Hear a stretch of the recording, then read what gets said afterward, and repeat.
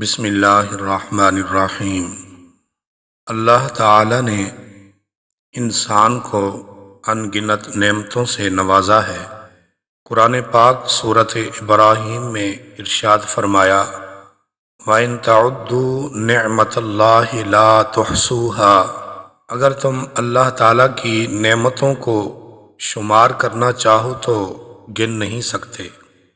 جن و انس پر اپنی بے پایاں عنایات اور فضل کا ذکر کرتے ہوئے سورہ رحمان میں تکرار سے یہ بات ارشاد فرمائی کہ تم اپنے پروردگار کی کون کون سی نعمت کو جھٹلاؤ گے۔ کائنات میں بکھرے رنگ، نور اور روشنی، انواع و اقسام کے پھل اور پھول، یقیناً یہ انسان ہی کی ضیافت طبع کے لیے بنائے گئے ہیں۔ خارج میں ان ان گنت نعمتوں کے علاوہ انسان کو مال، صحت، علم، عقل، شعور، گھر بار اور اعزاء و اقارب کی صورت میں بے پناہ نعمتیں عطا فرمائی ہیں۔ یہ تمام نعمتیں اتنی اہم ہیں کہ کسی ایک نعمت کے تلف اور ضائع ہو جانے سے انسان بے قراری اور مایوسی کا شکار ہونا شروع ہو جاتا ہے۔ ہمہ وقت انسان کی کوشش ہوتی ہے کہ یہ نعمتیں بڑھیں اور کم نہ ہوں۔ اس مقصد کے حصول کے لیے وہ تگ و دو بھی کرتا رہتا ہے۔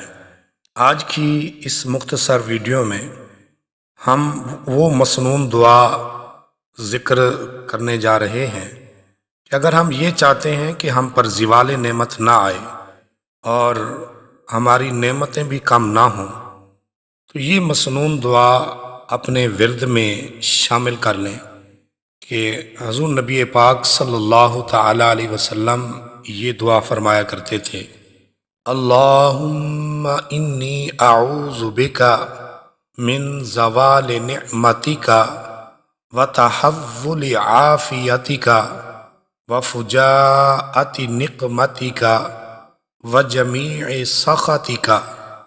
ایک دفعہ پھر اس کو دہرا لیتے ہیں، اللہم انی اعوذ بک من زوال نعمتک وتحول عافیتک وفجاءۃ نقمتک وجمیع سخطک۔